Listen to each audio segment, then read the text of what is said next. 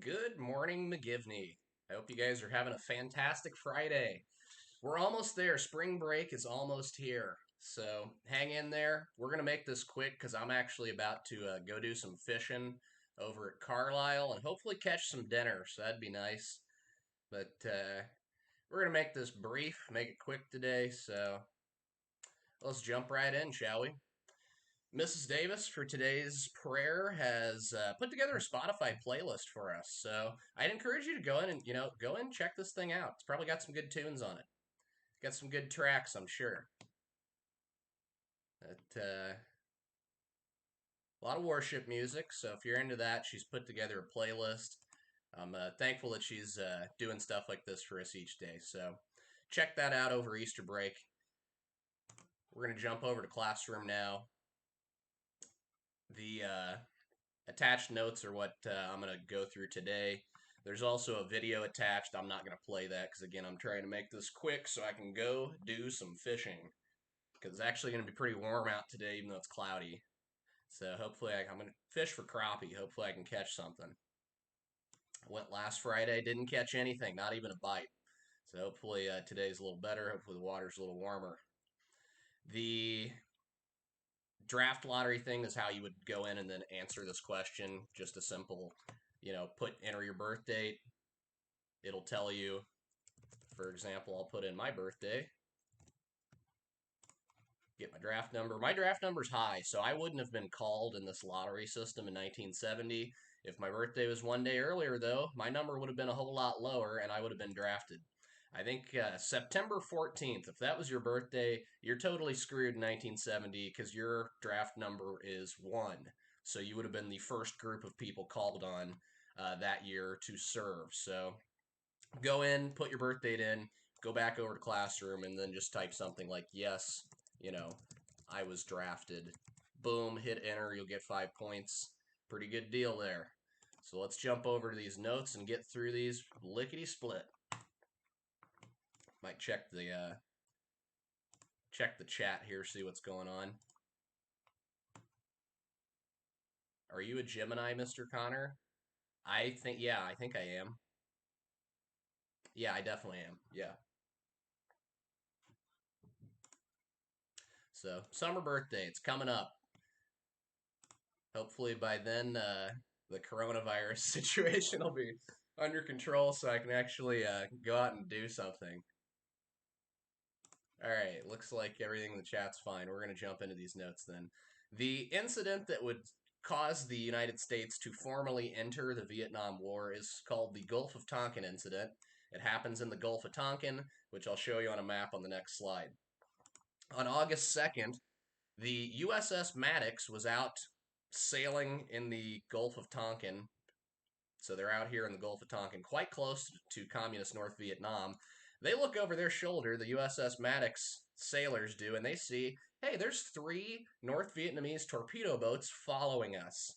And so instead of just, letting them follow the Maddox crew decided, you know what? Let's pop a warning shot at these guys. See what that does. Well, all it does is convince the Vietnamese that they're under attack, so they return fire. And this is going to start a very brief naval battle. And a couple days later, in the Gulf of Tonkin again, the USS Maddox thinks it's under attack, but it's actually not. They reported, "Hey, sorry, we didn't actually get attacked."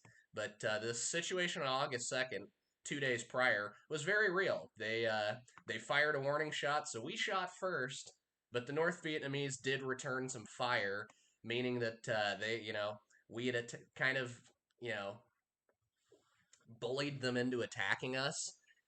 Robert McNamara is going to use this situation to his advantage. He wants us to get more involved in Vietnam, and he sees this as something he can point out to the American people and say, look, they attacked us. Although, the second attack didn't actually even happen. McNamara later admits that he completely, misrepresented this situation to the American public and also to President Johnson by telling him, like, we've been attacked, sir. They're still attacking us, sir. We need to go to war in Vietnam right now, sir. And it's later found out that the second time they didn't actually even attack us, nothing happened. But the first one was a real incident. So the Gulf of Tonkin resolution is passed in Congress, and that's going to authorize Lyndon B. Johnson to do whatever he sees fit to solve the situation in Vietnam. They give him full creative control to go to war in Vietnam and do whatever he wants, and that would include the power to start a draft to increase our number of soldiers so that we could fight this war. So this is our formal entry into Vietnam. It had been escalating through the 50s with us trying to help the French fight Ho Chi Minh, and then with us trying to help South Vietnam, and then finally we will now be directly entering the Vietnam War with American soldiers. The Gulf of Tonkin incident happens right here next to North Vietnam. What was the Maddox doing so close to Vietnam? Some suspect that McNamara had intentionally told, boats like the Maddox, go up here and just get as close as you can to North Vietnam. Then maybe they'll fire on you and then we can enter the war. So this, some feel like this was kind of what's called a false flag strategy, where we created this situation knowing that we would get attacked, so that then the president and McNamara could go to the American people and say, "We're under attack. We need your help now. We're going to war right now." So McNamara definitely misrepresented the whole situation to make it seem like communist aggressors had come out and attacked us.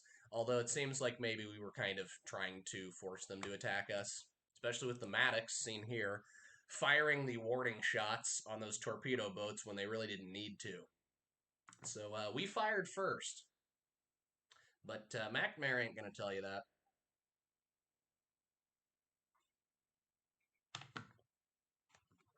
The report of the battle was completely, disproportionately broadcast to the American people through news outlets, and we're under attack. People were trying to make it seem like it was a Pearl Harbor situation when really it wasn't. We fired first again. McNamara said here, yes, we're definitely attacked. They definitely shot first, Mr. President. We need to do something right now. We need to go to war right now, sir. So he even told Lyndon B. Johnson that there was a second attack on August 4th, when in fact he knew that that actually didn't happen, that the Maddox was only involved in that first little skirmish, which it did win, by the way. The North Vietnamese torpedo boats were much smaller boats than the Maddox, who quite easily handled them, with the help of some air support as well. There were planes involved. Lyndon B. Johnson is going to sign this Gulf of Tonkin resolution, granting him full authority to do whatever the heck he wants in North Vietnam. So it's going to give him the power to do anything he thinks he needs to do to defeat the North Vietnamese and communism in the region. And that would include possibly drafting some people. So you can see that our entry into Vietnam didn't happen overnight. It slowly escalated over a period of, about 15 years or so. And the first situation would be Harry S. Truman. His administration would offer money to the French so that they could fight communism. The next president, Eisenhower, started sending equipments and the MAG, the group of advisors. Kennedy would finally bump in some combat troops to help fight alongside the South Vietnamese against the Viet Cong. And then finally, with Lyndon B. Johnson, we would have full scale war after this Gulf of Tonkin incident, seen here on the timeline here in 1964. So we're entering a war. Robert McNamara is the Secretary of Defense, so he's part of the Joint Chief of Staff that puts together our military plans for wars. McNamara decides we're going to need to do a draft. We're going to need to do it pretty quickly. So within a year, the draft had started. Men aged 18 through 25 are eligible for selective service, and this is still a thing today. So guys, when you turn 18, you'll need to register for selective service or face, tax penalties. So you will need to register for the draft, unless for some reason you would be ineligible for service, which we'll talk about in a second. The draft would initially allow deferments. You can get a deferment for just about anything, especially if you were rich and powerful. You could kind of just bribe the draft board to not draft you. So a lot of rich and powerful people were able to avoid serving in Vietnam when they should have. when they would have been drafted, but they got out of it. The most common type of deferment was a college deferment, where college students could automatically receive a deferment, but college costs money. So the American people were kind of questioning, this is discriminating against poor people who can't afford to go to college. Poor people who can't afford to go to college. Sorry, I had to check my email there for a second. The the draft was allowing these college students to just say, "Hey, I'm in college. I'm not going to go." And instead of graduating, you'd stick around in college for a couple extra years so you could continue to get that deferment. So this system was not good, and it was also later found out by a commission in Congress researched this, and they found out that African American soldiers were more likely, or African American men, just everyday citizens, were more likely to be drafted as an infantryman in the army, which is the most dangerous job. If you're an infantryman, that means you've been given, your M16, and you're going to be out there in the jungle on the front lines uh, fighting the war directly. While if you were in the Navy or the Air Force, that would be, less likely that you would end up in a combat situation where you could possibly die. Be much less likely. But yeah, black men were being disproportionately drafted into the front lines of this war, which is unusual. Why is that happening? So this whole draft system initially was not working as intended. It was discriminating against poor people and minorities who are being forced to go serve on the front lines and risk life and limb. General William Westmoreland is going to be the general for the United States in this war initially. He's later going to be replaced, but he says, I need 500,000 troops. If you get me 500,000 troops, I can defeat the Viet Cong and the North Vietnamese army. And McNamara's plan here was what's called Operation Rolling Thunder. More on that the next time we do notes. Would be to gradually wear the Viet Cong and the North Vietnamese army down by bombing them. Just bomb the crap out of them. And then we'll send in the infantry afterwards to see who's left, essentially, see who survived the bombing.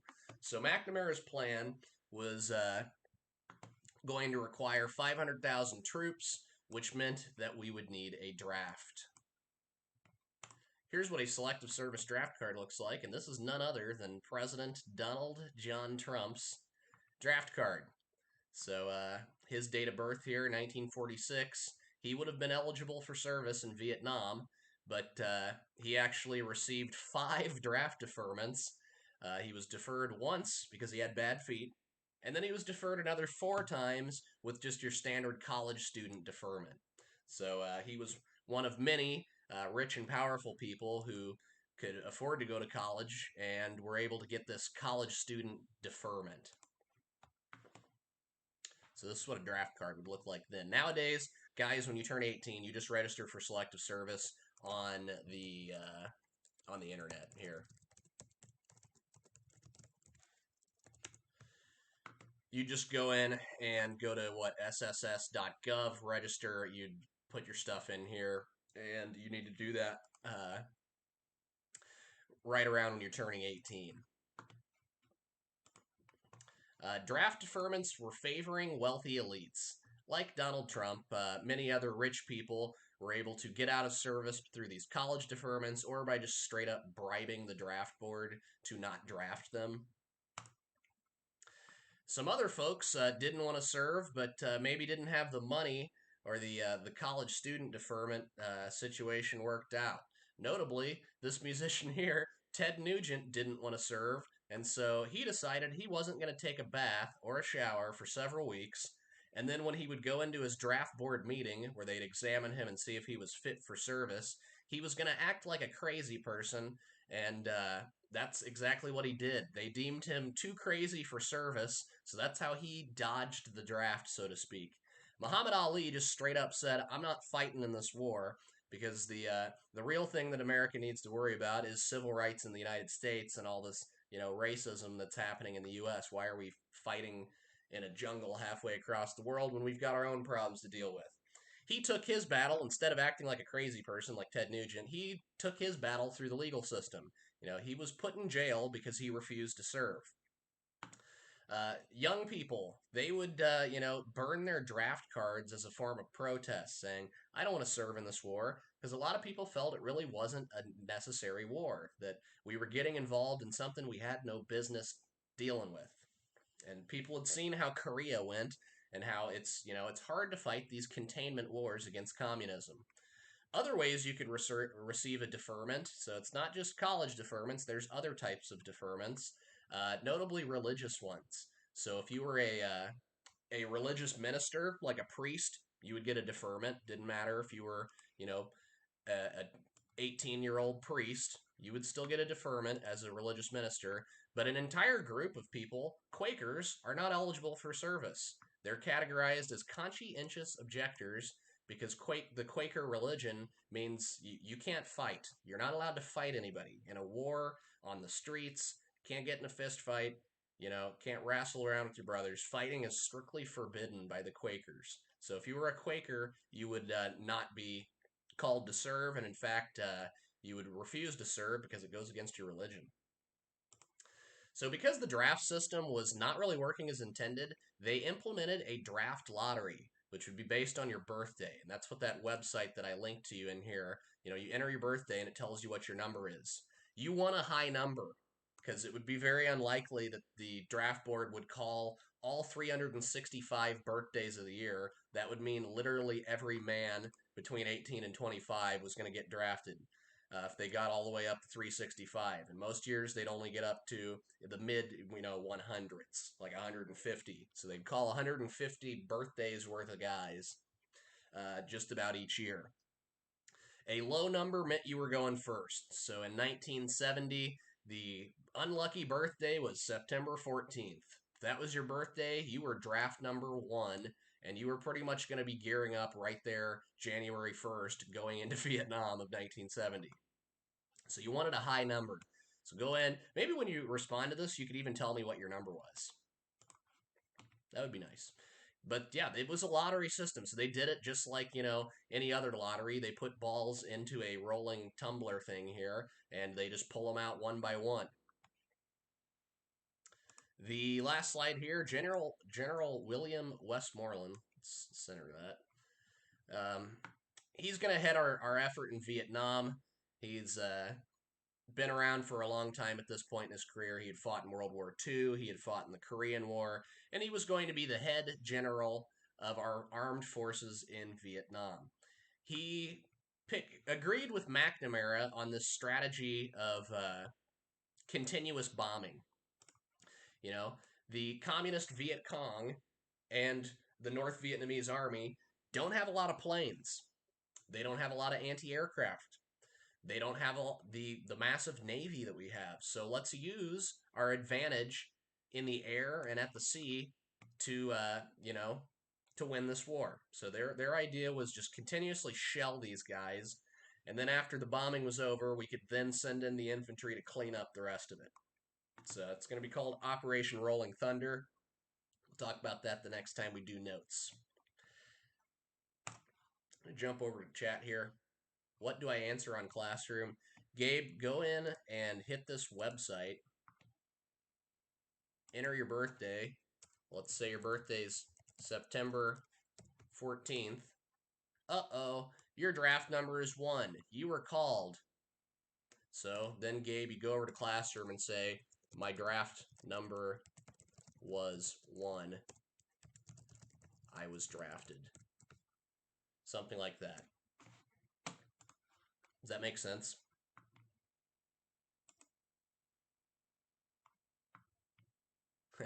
Somebody, I got drafted. I'm moving to Canada now.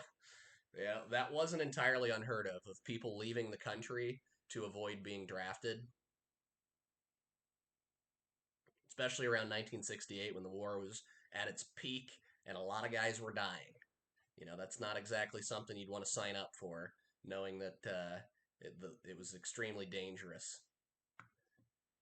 All right, cool. Good question. Thanks, Gabe. That is really it for today. So hopefully, you guys have a nice Easter break, and maybe you can get out there and do some fishing. That's what I'm about to do. So I'm about to get out there, going to Carlisle again today. Hopefully, I catch something. So I'll keep you guys posted on my fishing exploits over spring break. So that's all. So long. I'll see you guys after Easter. So have a really nice Easter. Peace.